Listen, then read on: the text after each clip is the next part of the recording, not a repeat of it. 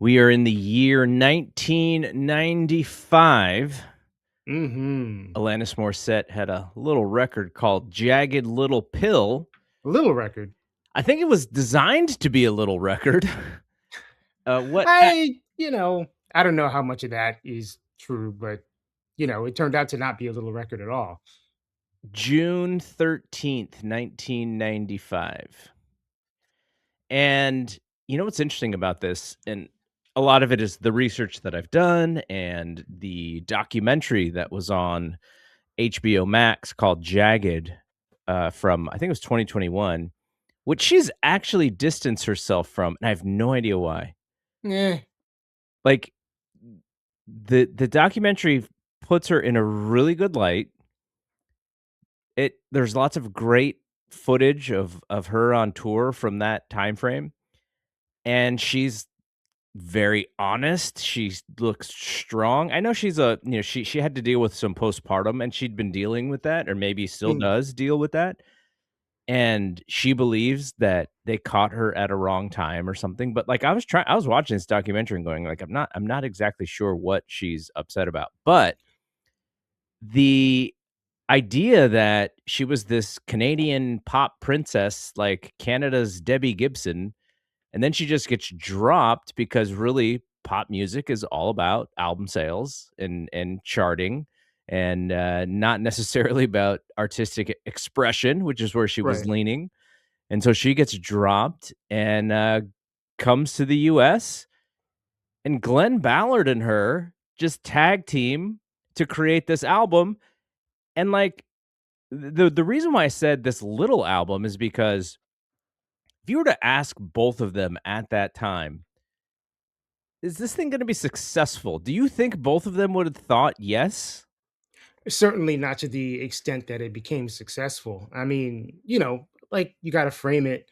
Um, First of all, like with the documentary, I think that's pretty typical. Like I'm thinking back to the Tribe documentary and how they were all like, "This documentary sucks. We don't support it" when it first came out. Well, But yeah, they were well just kind they of, had beef on that documentary. That's why they were but it like was wanting to fight each other on that right. documentary. But it was also like super honest, and they were probably just in their feelings about that. And then with the album, like 1995 was such a period for where like pop music just was not hitting, right? You had, kind of like the late 80s, early 90s, and we had Paula and Debbie Gibson and the New Kids and all that stuff.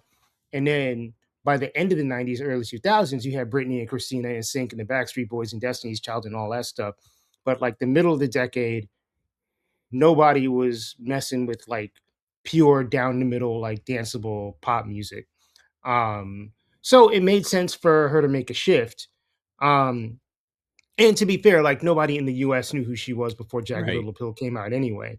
She was very much a Canadian pop star, and that was that. How I remember it is I woke up one day not knowing who Alanis Morissette was, and then the very next day, everybody I knew who Alanis Morissette was. Like, how does that Wow. happen, right? Like, I don't know, man. overnight, just she's the biggest star in music at that specific amount of time. Yeah, bro. I was working in a record store in 1995. And believe me when I tell you, from the time that album came out, like somebody in that store played that CD every day for Yeah. like 6 months straight. Okay, so in 1995, Alanis described her writing process as spiritual and stream of consciousness. She felt a desperate need to be honest after years of being a perfect pop child star in Canada. She famously said, I just want to be able to look at myself in the mirror and not feel like I was lying. So, in hindsight, years after the success of her album, she said she views the album as a snapshot of a 19-year-old psyche. She has expressed pride that the anger people attributed to her was actually just assertiveness and self expression. And that's actually a really great theme for this album.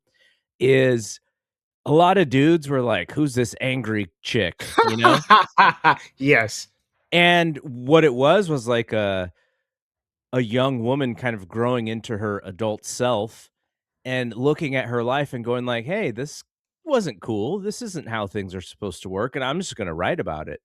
Right. And at the same time, now I don't know who's been exposed or who hasn't been exposed, but she talked about in her early pop princess years about like being like a young teenager and having these adult experiences with men. And she came to this conclusion. Well, I'm sure she'd come to the conclusion before, but the way she stated it in the documentary was like, I felt that I was 15 and I was making these decisions for myself to do these things with these men. And then she goes, but at 15, you don't really have consent.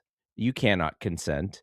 Right. And then these were all adult males. And then they're all pedophiles. I kind of wonder if that's the thing that she was bothered about that came out in the doc. Because I mean, if people want to do the math, just go back to that time frame and see the men she was working with, and you could probably, be 50-50 on who she's talking about. Right. But so that is her career as a young kid, and she even said the reason that she didn't really speak out about it is because it kind of made her parents look bad, right? Like her parents kind of handed her off to these adults saying, "Here, take care of my child," and, we're giving Alanis to the music industry.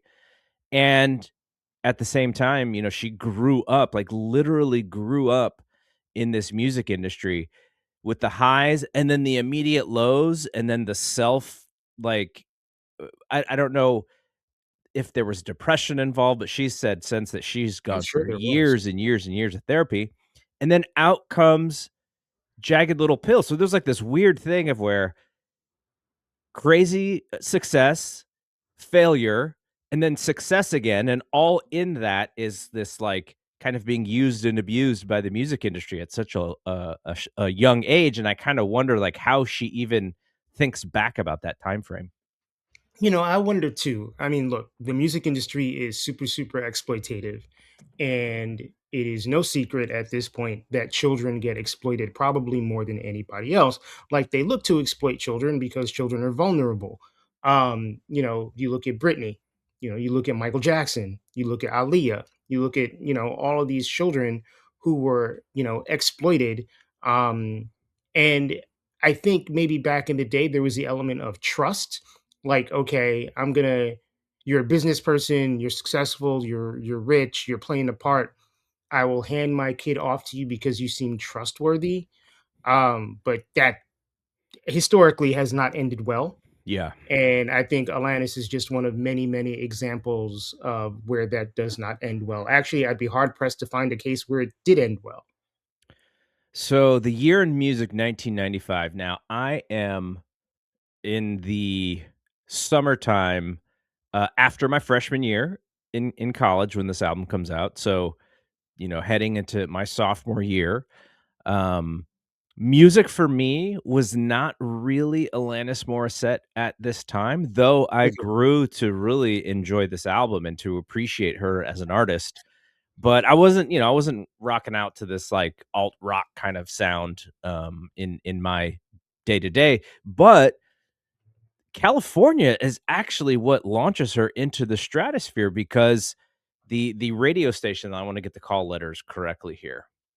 The radio station in LA that is given the credit for launching her is KROQ FM, a modern rock LA station. They just started playing You Oughta Know, partially because Flea and Dave Navarro are on the song, Right. but it was just like this young lady is kicking some ass here and we want to showcase this. And then I in that documentary there was a DJ who was playing at the time, and she was saying how back then they were forbidden to play back-to-back female artists. So she couldn't play Alanis and then No Doubt like back to back. So they had to kind Right. of be really strategic about spreading it out. But they are given the credit for really breaking Alanis out because they were such an influential radio station. Yeah. I mean, K Rock is a huge to this day, alternative, indie rock radio station. So, you know, I mean, And that rule, it's funny. I was just talking to somebody for Detox last week who has worked in the music industry for many years, and he basically said a variation of the same thing. Like labels will sign a female artist, and then if another talented female artist comes in, they'll be like, "Oh, well, we already have one female artist. Like, we can't sign another one," which is so silly. It was silly then; it's silly now. The idea that you can't play, which I think maybe pop radio has deviated from, because pop radio is so woman fronted. Hmm. But the idea that back then you couldn't play Alanis Morissette and Sheryl Crow, or Alanis Morissette and Fiona Apple, or Alanis Morissette and Courtney Love back to back is just kind of dumb. Yeah, no, really silly. Yeah. Okay, so you said you are working in a music store at this Working point. at Tower Records, baby. When you heard that Alanis Morissette album, did you immediately think, "Oh my gosh, this thing is amazing," or did you just think like, it's cool? I mean, I think it took a couple of listens to grow on me.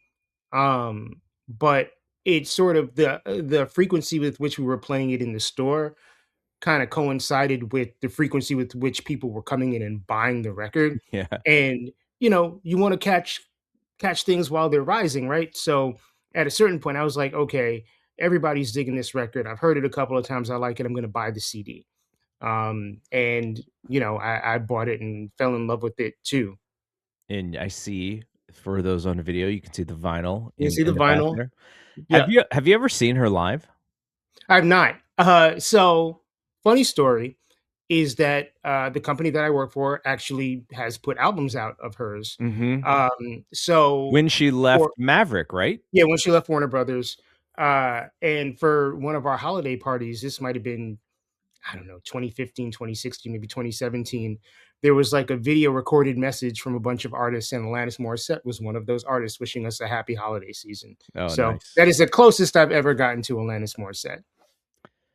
Yeah, you and I had this conversation as we were doing the research, and I went to you and I was like, I can remember the first 3 albums very clearly. I remember the albums. I remember, I don't know if I actually had her second album. Definitely had the third album.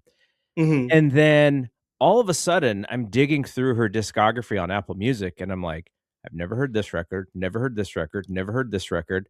I was so surprised to see how prolific she was over the years, because I just figured she was one of those artists who just really didn't create new music anymore. But she created a lot of new music, some She's of never which, really stopped. yeah, some of which we'll talk about in the top 5, because I have some of her newest stuff kind of on the fringes of my top 5, but didn't actually make the top 5, but we'll shout it out when we do that episode.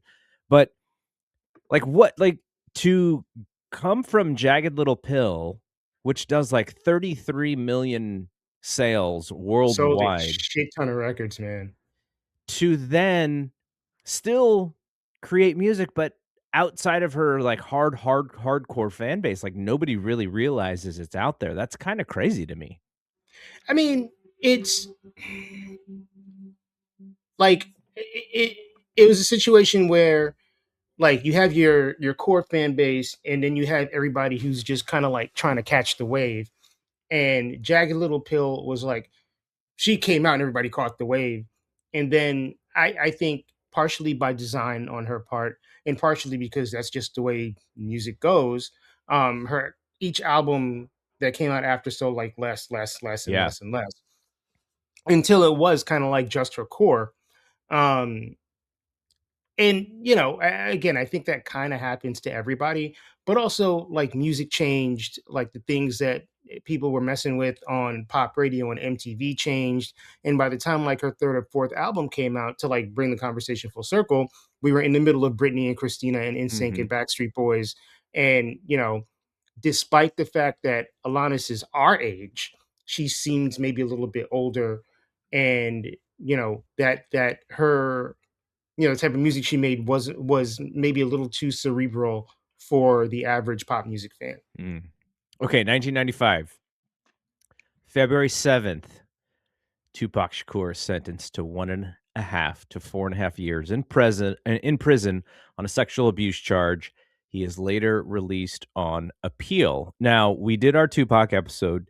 You can We go back do. and listen to that, and we talk about all of this stuff. But as we break down the year in music, 95, his name will come up a few times here. He should have stayed locked up. He'd still be alive today. Right.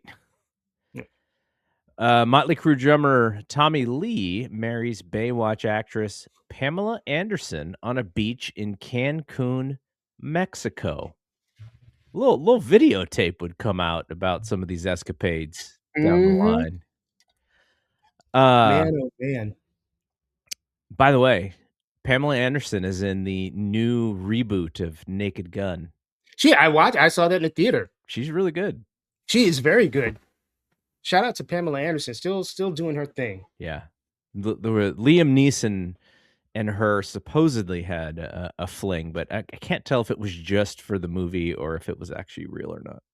Who knows? There's a Key and Peele skit about Liam Neeson where they keep saying his name is Liam Neeson's, and I can't get out of my head Pamela Anderson Lee. She'll always be Pamela Anderson Lee to me, Right. and Liam Neeson's in a movie together.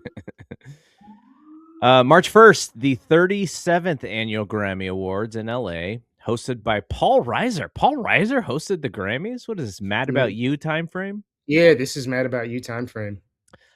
Bruce That's a weird choice. Yeah. Bruce Springsteen won 4 awards, including Song of the Year for Streets of Philadelphia, while Tony Bennett's MTV Unplugged Live won Album of the Year, and Sheryl Crow's All I Wanna Do won Record of the Year. She also won Best New Artist. Hmm. March 14th, Me Against the World comes out. Tupac is the first male solo artist to have a #1 album while in prison. He's the first anything artist to have a #1 album while in prison. Did you think anybody's like, I want to break that record? Nah, nah. March 26th, rapper Eric Wright, better known as Eazy-E, dies of complication from AIDS. Like, I remember hearing about him being sick. And back then, I mean, even now, we don't have a lot of cases where people are contracting full-blown AIDS. But back then, it was like the biggest thing. If somebody like, because it's so scary, right? And then you had Magic, of course, Hmm. is still the most famous person to be alive, but you had Freddie Mercury pass away, Hmm.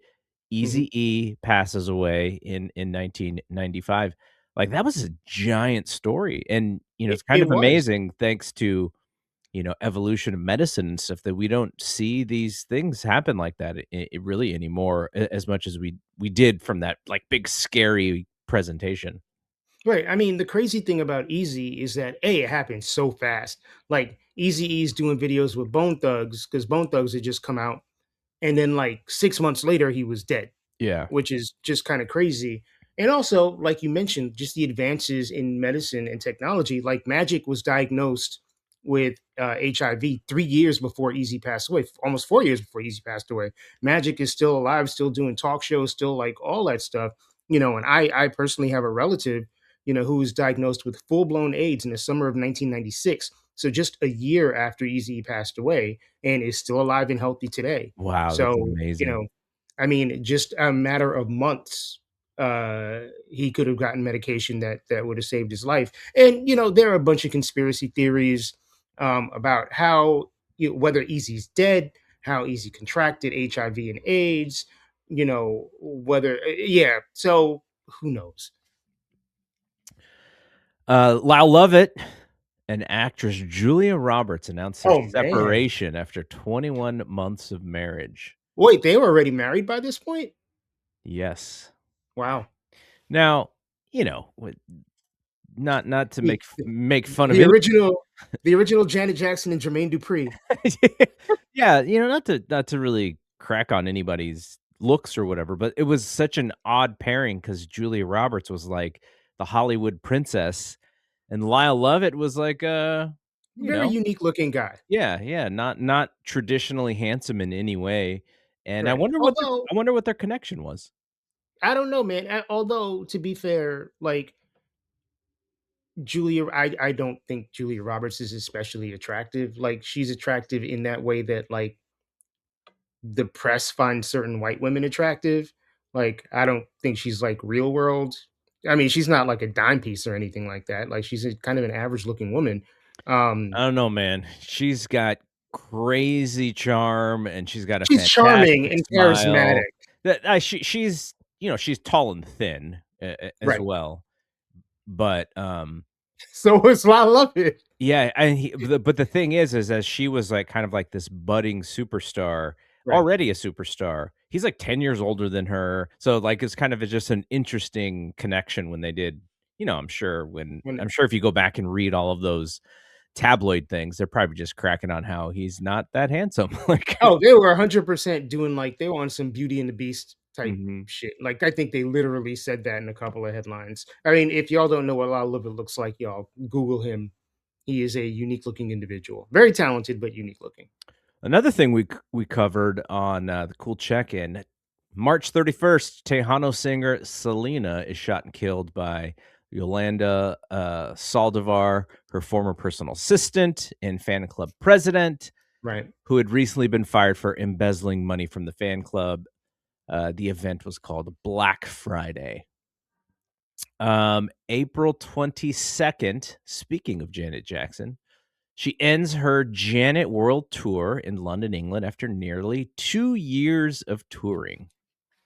That's a long time. That's a long time to be on the road. Yeah, I man. was there's a little video floating around of her rehearsals for that tour where she's well, I don't even know if the rehearsals for the tour, the rehearsals for the If video where she's doing the choreography. And she looks like such a baby. Mhm.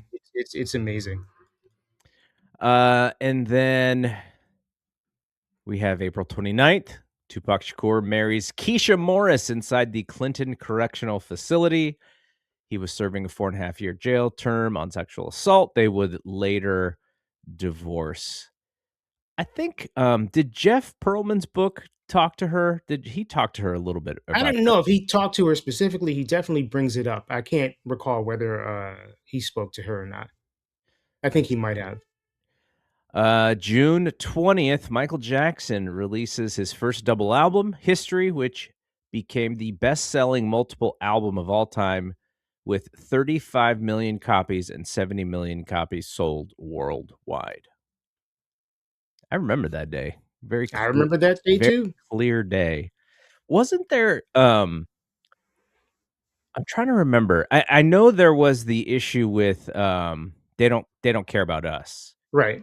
where they like they were messing with the versions of it or whatever. Like was there anything else related to that album as far as like different versions that had come out?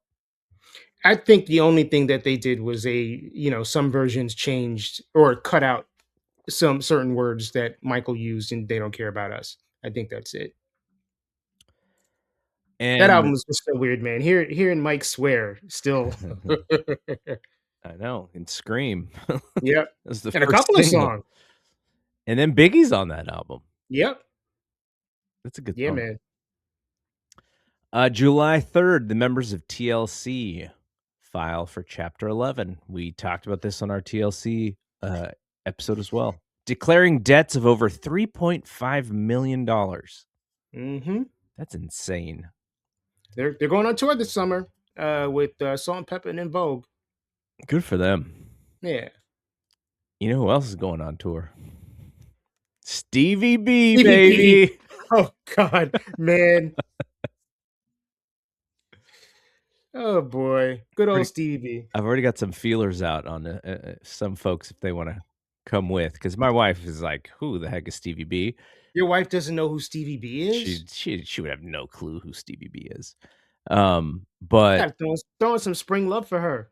oh, I mean, if I needed to, I could throw in a lot of songs. But my cousin, who actually is the person who introduced me to Stevie B, and I think he had a "Part of Your Body" on vinyl. Um, reached out to him and I was like, "We kind of need to go to Yeah, this." man. Y'all should go. So we'll see. We'll see if that happens. Okay, George Michael, July 14th. And Sony Music complete their acrimonious split in 1994. Michael lost a lawsuit seeking to be released from his Sony contract, but he vowed to never sing again for the company. And then he joined DreamWorks. He's the first musician signed to DreamWorks, and eventually he went back to Sony. On July 18th, Selena becomes the first Hispanic singer to have an album debut and peak at number 1 on the Billboard 200. She also becomes the first and only female singer to place 5 albums simultaneously on the Billboard 200. Obviously, the posthumous crossover record that I just recently bought on vinyl. Oh, right on. Yeah, what was it? The 30th anniversary? Your 30th anniversary, yeah. That's crazy. Yeah, man. September 5th, the Backstreet Boys released their debut single, We've Got It Going On. Is that a good song? No, it is not. It is, it's not. We'll just leave it at that. It's not a good song. I mean, it's on streaming. All right. I will not listen to it. I will not go search it. Yeah. September 27th, Time Warner agrees to sell back its 50% share of Interscope Records. The media giant had come under intense fire for the explicit lyrics of rap artists on the label. Cowards. Mm-hmm. On October 11th, Tupac Shakur is released from jail on a $1.4 million bail, which was posted by Suge Knight. In return, he signs a 3-album deal with Death Row. Man. And what if? November 6th, Queen releases their final studio album that includes contributions from all original members following Freddie Mercury's death 4 years earlier. It goes on to be a huge success, selling 20 million copies worldwide. So there is the year of 1995 in music. Mm-hmm. Okay, now let's talk more about this Alanis Morissette album, Jagged Little Pill. What's interesting is the day, like the first week, it really didn't even make a dent, like the first week that it was out. So to go from, barely being in the top, 150 or whatever to 33 million is insane. But like we said, it's like the power of radio back then. Yeah, I mean, back then things built, right? So you had all of these artists who, they come out and nobody knows who they are, whether it's Alanis Morissette or it's a Hootie and the Blowfish, who were really big around that time. Dave Matthews Band, all these people who were like baby artists, and through radio and touring and TV were able to like build audiences over time, so that 6 months after the record comes out, all of a sudden it's everywhere. Green Day, same thing. Like, that was kind of the way that happened back then. When it comes to that album, what do you think is the song you think about most? You Oughta Know, obviously, definitely. Yeah, I think so too. And obviously that's the one that K-Rock like pushed out there because of, it's probably because of the beginning, talking about getting head in a theater like that. Like, let this lady is coming on strong. Right. It's so weird though, because that conversation about what that song is about and why she made it and who it's about over the years, like there was a time where we were like, who is this about? And then the rumor was Dave Coulier. Yes. And I always had a problem with that rumor because I was like, no, that's insane. He's like Uncle Joey. And he's way older than her, right? Mm-hmm. And so I was like, can't be him. But then they admitted to dating at that time. So if this album comes out and this song comes out, by the time the album releases, she's like 21, I think. I don't know. I thought she was only a year older than us. She's 2 years older than us. Okay. Yeah. So she's 20. Yeah. Because he's Yeah, 20 going on 21. he's like 14 or 15 years older than her. Yeah. Yeah. He's So 14 years older than her. For 15 he's years older than her. he's in his early 30s, and we have to kind of do the math. Is she 18? She's Is 17. she I mean, 17? let's look something up here real quick. This is so the age of consent in Canada is 16. Okay. So theoretically, she could have been 16 and he would have been whatever, 34, 32, 30, somewhere between 30 and 32.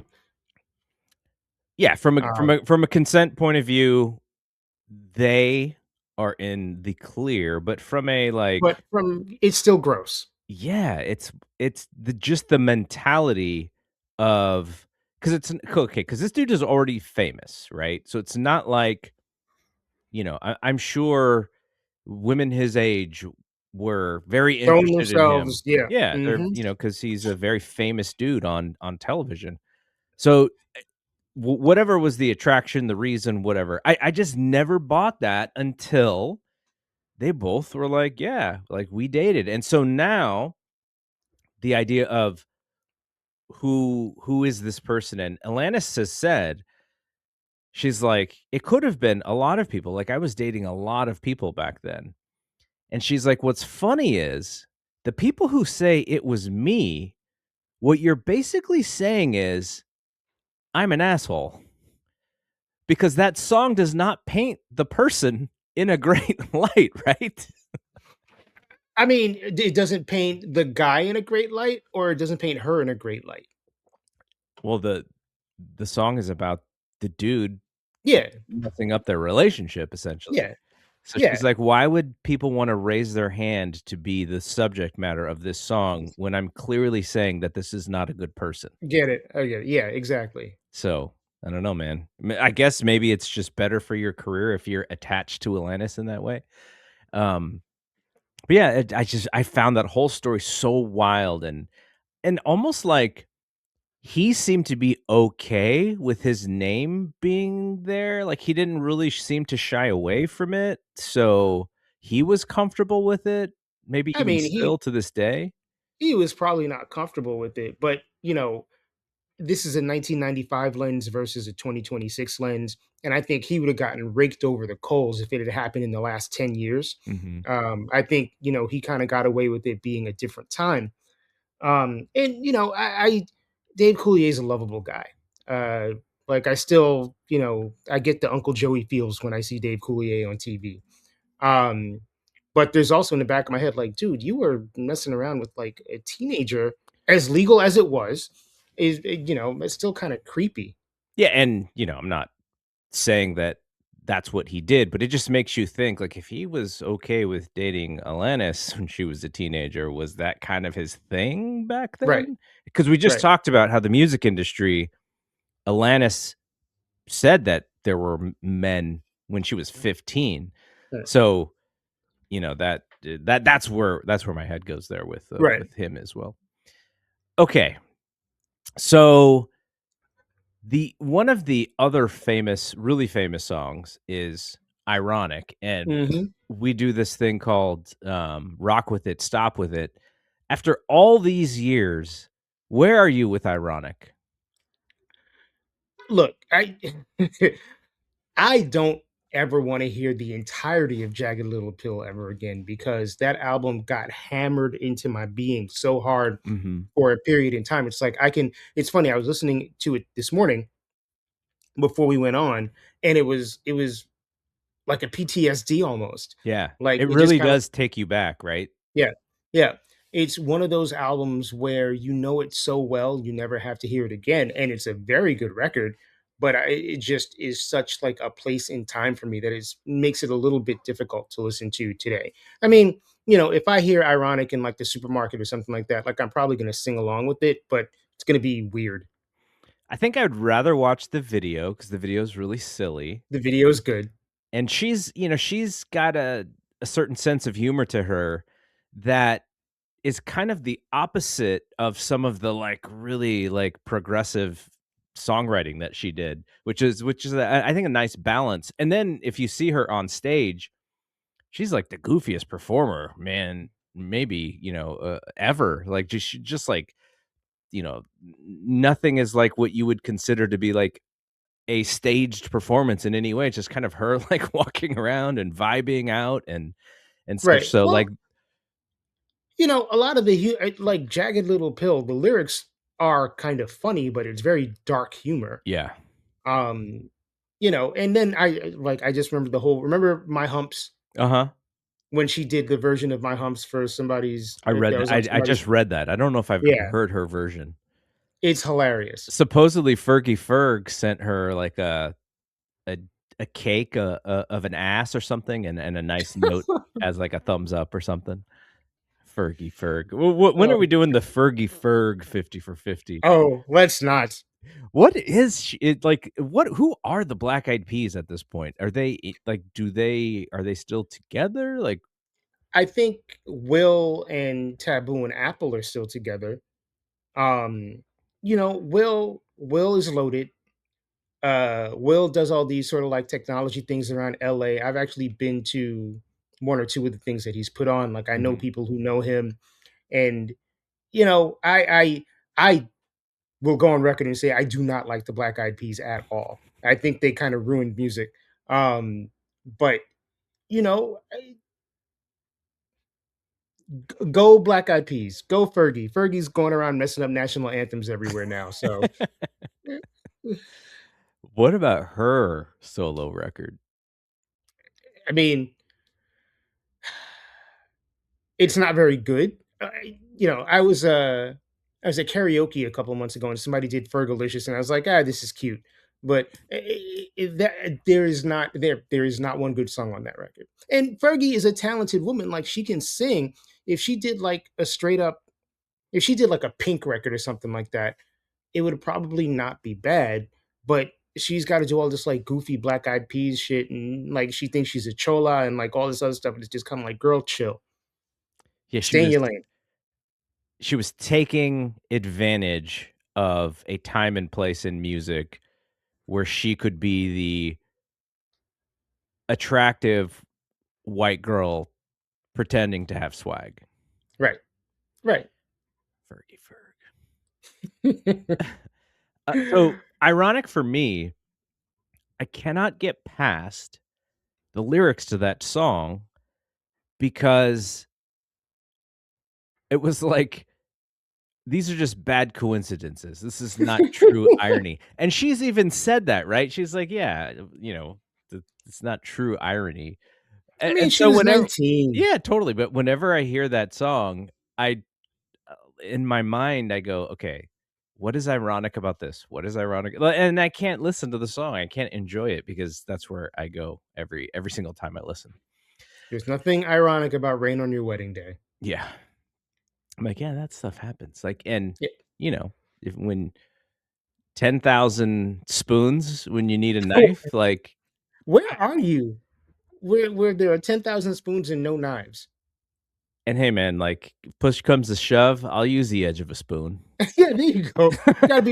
You gotta be resourceful. You gotta be resourceful. Okay, the making of this album. So, like we said, Glen Ballard, and he Eh, was Can in. we pause for a second and just be like, so Glen Ballard, prior to Jagged Little Pill, This is was this is best. where this is what I was gonna ask This is where you you were about. going? I was Okay. gonna ask you to give us the lowdown on who Glen Ballard was. So prior to Jagged Little Pill, he was best known for two things. One, he co-wrote Man in the Mirror, which obviously a huge fucking Michael Jackson song. Mhm. And second, he co-wrote and co-produced a lot of the songs on the first Wilson Phillips record. Mm. So Hold On for One More Day, all those songs, Glenn Ballard co-wrote and co-produced those songs. He came out of the Quincy Jones school. Uh, so it's funny to me when I think of like the idea of, Alanis Morissette being this like alternative, whatever. And she's working with like the poppiest pop producer there Mhm. is on this record. So that's who Glenn Ballard is. And he actually likes and I have something written down here that I'll just kind of pull out here and read. So he said he wanted to capture the demo energy because that's what he had. Is Alanis had this demo and she was shopping it and not a lot of people were interested. Somehow they get paired up and he's listening to this and he really likes the energy in the demo. So when they actually get to recording the album, he wants her to kind of do it in like the first or second take because he believes that that demo energy is where she needs to go. And if she sang too perfectly, he would keep like the rougher version because he thought that that's where the edge was in the songs. All right. Pretty, I mean, pretty cool. Like just Yeah, the way, and it works out the way that that album comes out. So it's probably for the sure. smart thing. For sure. Um, do you know what his home studio was called? It's gonna be something gross, I can tell. Not gross, just kind of weird. Basement Brazil in Los Angeles. What does that even mean? I don't know. Okay. That's one of the things where I'm like, is this real? Like, we're pulling stuff off the internet. Did someone like make a joke and put it and no one fixed it? But Nah, yeah, that that's what I sounds like have. some. I mean, and also, like we were talking about "I Love It" earlier. Like Google Glen Ballard. Glen Ballard looks like Caitlyn Jenner. All right. Oh So, man. All right. So Rolling Stones gave it a 4, praising her undisguised voice. Some other critics thought it was a calculated corporate product because of what her past was. So it's like, oh, she's the pop girl, and now they're turning her into the edge thing because this is where music is today. So that's what right. some critics thought. And I think in hindsight, it's just a super duper influential record when it comes to female artists. Like without this, where does that genre go for, women in rock and such? Well, I mean, it's influential. I think not. I mean, I'm sure there are some dude artists that were influenced by that record too. Um, but it is interesting to think of like the next couple of years of artists that came out and be like, oh, so after Alanis, there was Fiona Apple, and then there was Gwen Stefani, and No Doubt, and a lot of these artists I think did really sort of owe a debt to Alanis Morissette, not necessarily creatively, but I think her success opened the door for more of these confessional like singer-songwriter like edgy types to uh to become popular. Even Taylor Swift I think owes kind of a debt to Alanis Morissette. Like I don't think Taylor Swift would be as big as she is if Jagged Little Pill hadn't kind of like kicked the door open. I think Taylor and Beyonce have actually done like covers of Alanis's stuff at their concerts and such. I mean, I would mess with the Beyonce cover of she would tear that shit up. Yeah, Like, yeah. yeah. Okay, Yeah, gotta take her back to the alleged cheating. Lemonade. Yeah, and she should have like put a song from that album on as like a bonus track or something like that. Yeah, yeah. Okay, Grammy Redux here, 1996. Album of the year: Daydream, Mariah Carey; History, obviously Michael Jackson; Relish, Joan Osborne; Vitology, Pearl Jam; and Jagged Little Pill, Alanis Morissette. Jagged Little Pill won. I remember being very surprised by that. Um, and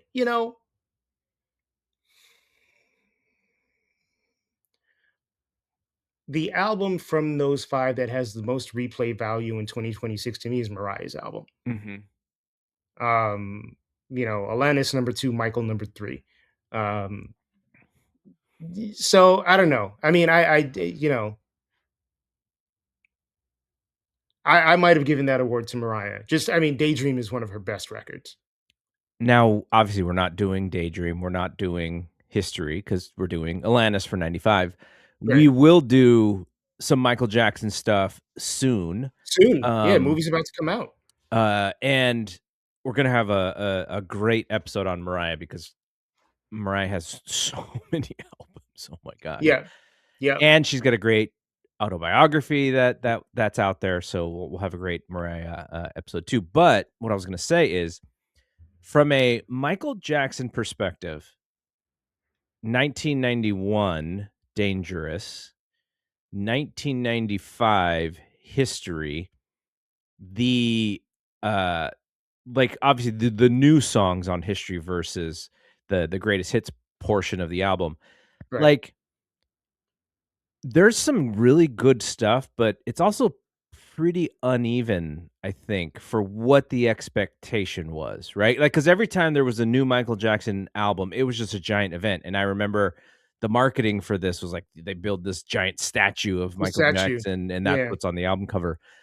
And it's kind of like, oh, this, like, I like a lot of this stuff, but like that big event, I don't feel like it ever reached the marketing. It was, I mean, Mike was reacting to things that had happened in his personal life. Um, and you're right, it is a very uneven record. Like, there are some good songs, there are also some awful songs on that album. I think the album ends horribly. Um, you know, I don't know that Mike was necessarily thinking like, Imma kinda just lock it down and make good records. I think he had some stuff he wants to get off of his chest, and he got it off of his chest, and it was, successful enough, and, that was that. We should have gave him a blog. He could have got all that stuff Oh off his god, chest can on you a imagine? blog. He's like, If just someone if Michael ever actually kept journals, which I would imagine are locked somewhere deep, deep, deep in wherever, if they exist, like, and somebody broke those open, I can only imagine the amount of stuff that would be in there. yeah, yeah. Okay. Song of the year from that year, Kiss from a Rose, Seal. I Can Love You Like That, the All for One song written by three writers. One of Us, the Joan Osborne song written by Eric Bazillion. You're Not Alone, Michael Jackson written by R. Kelly. And You Oughta Know, Glen Ballard and Alanis Morissette. You Oughta Know is the best song there. So I've never liked Kiss from a Rose. I love Seal. That song kind of like rubs me the wrong way. I think One of Us is a great song. I think Prince covered it and made it better. Um, and yeah, I'm not talking about You Are Not Alone. So All for One in 1995. yeah, man, that was that was, and it was a country hit. I think at the Yeah, same time. yeah. Um, No, all or was that I Swear? Was I Swear the one both that of them were. both of them? Okay. Both of them were country recorded by the same guy. I think John Michael Montgomery recorded both those songs first, and All for One covered them both, Wow. and they became pop hits. But You Oughta Know is the best written song in that group. It's got the most memorable lyrics, that's for sure. Yes.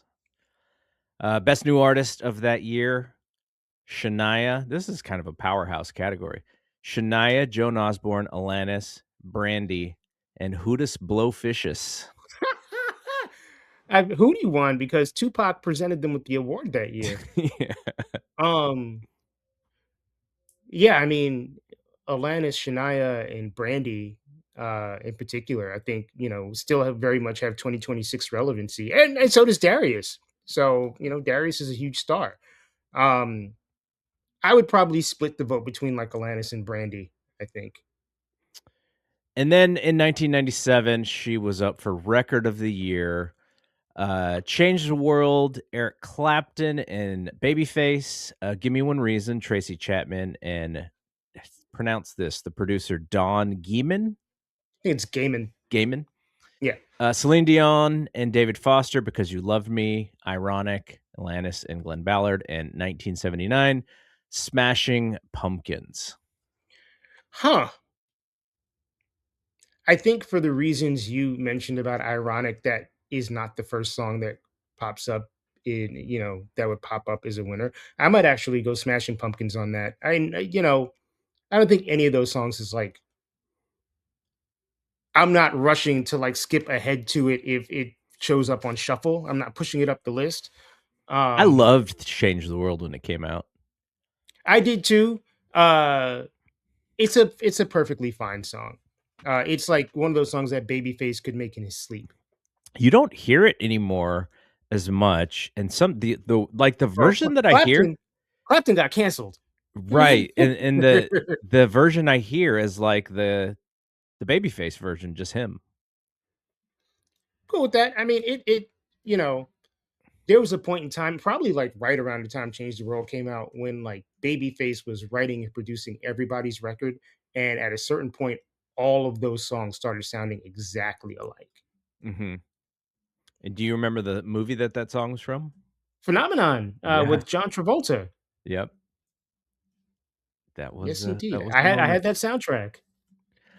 Okay, so, yeah, Change the World wins, but, Ironic was a giant hit. Yeah, As kind of maybe frustrated I am whenever I hear it now, like, it was all over the radio back then. yeah. Like, I mean, I absolutely. think part of the frustration is probably because it was all over the radio. Yeah. Um, all right. Now, before we get to, our next episode, which is gonna be the top 5 on Alanis, all of her music, like, is there anything from the Jagged Little Pill time frame that we should talk about? Like, because I feel like because the album is so well known, there's, like, not much to unlock, right? Even Right. in doing the research, like, not a ton of stuff, not a ton of stories that we'd never heard before. But is there, like, something, like, when we look back, I don't know, I mean, we are looking back, we're looking back quite a while, but does this album stand the test of time? Like, is it gonna be looked on as, this historic thing? How is she gonna be looked on? She is in her 50s now. She's not that young, spunky kid she was. Like, how do you Right. think she has kind of aged, the persona, the artist of Alanis Morissette? I think she's aged pretty gracefully. She kind of Jagged Little Pill afforded her the ability to kind of just follow her own muse. So now she just kind of does whatever she wants, and she could go on tour and sell out a theater, sell out a theater, uh, and kind of do whatever she wants. So I think history is will treat her well. And again, like I'm thinking back, and you look at not just Taylor Swift and Beyonce, but you look at Olivia Rodrigo, Mhm. you look at Chapel Roan, you look at Sabrina Carpenter, you look at, Olivia Rodrigo in particular, I think, but all of them are sort of drawing from the, from the concept and the idea of Jagged Little Pill. So, like Quiet as Kept, I think she's more influential than we even think she is. Um, Yeah, this was hopefully she Yeah, this hopefully was she gets into the Hall of Fame at some point. this was another one of those episodes where I was a little intimidated going in because I I didn't know, other than the first album, like, I didn't really know her songs front and back. Mhm. And so this was very similar to when we did the Beastie Boys. Like, I knew certain songs, I knew the famous songs, but there's a lot of their catalog that I didn't know. And then in doing the research, I went on to really, really appreciate. I think my thought process for the songs that I like about Alanis did not change. The albums that I like did not change. Right. A lot of these later albums, I don't think that they were made necessarily with the intent of becoming like pop radio darlings or anything. Nah, not at all. Um, but at the same time, looking at her at 19 and 20 and 25, like, she definitely thought about stuff in a way that was kind of against the idea of pop culture or of being famous or of being, the the the pop princess darling that she was. Like, she was, like, very much like, here's who I am, and this is what I believe in, and this is what I'm standing for. And I do wonder if, because she took such a hard stand on a lot of those things, I wonder if some of that did hurt possible album sales. Though, those 3 or 4 albums after Jagged Little Pill, they did well. Like, I think she went platinum with the at least the next 3. So it's not like she went to nothingness, but she was someone who stood up for herself in a way that I wonder if some of those male music execs were a little, kind of not intimidated, but maybe like, like I don't know how much we're gonna stand for her in that sense. I mean, I don't necessarily think. I think she did the things that ultimately she wanted to do. I think she, she again, she followed her muse, and Jagged Little Pill was so unexpectedly successful. And this is a point in time when artists are actually getting paid for the music that they make, and because she wrote all of those songs, um, she probably came away from that album cycle with like enough money to set her up for Hmm. life. And at that point, she was like, "Okay, I could play the game. I could not play the game. I'm gonna just do me." Like she And she didn't just like have to make Jagged Little Pill Part Two. two, right? Exactly, Yeah. exactly. Like the Alanis story is kind of like where the Lauryn Hill story goes right. Right. So that's actually a good comparison. Yeah. Uh, And also I gotta, to me, it's always funny that like Jagged Little Pill is so 90s, right? But you think about Glen Ballard and then you think about the label that she was on, and this album would not have been possible without Michael and Madonna. mhm. Absolutely. Yeah. In that documentary, she talks about Madonna. Mhm. Like there's a crazy story that they didn't really dig deep into, but like Alanis was held up at gunpoint. And so she's telling this story and Madonna walks in and they're telling Madonna like, Alanis is a little shaken up because she just got held up by gunpoint. And Madonna's like, "Oh man, I wish I got held up at gunpoint. What an incredible story that would have been." Like to try and like take a little bit of the edge off of what just happened, to try Right. and, maybe make Alanis feel a little bit comfortable, or whatever. And I was like, yeah, that would be something Madonna would say. I mean, Madonna was rolling with Pac, you know. Right during this time or a little bit after this time. Yeah, could have been a very real thing.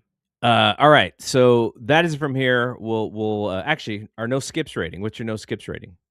Jagged Little Pill, again, like I said, I know this album so well I don't ever need to listen to it again, but I'm gonna give it a solid seven, seven and a I half. was gonna give it an 8.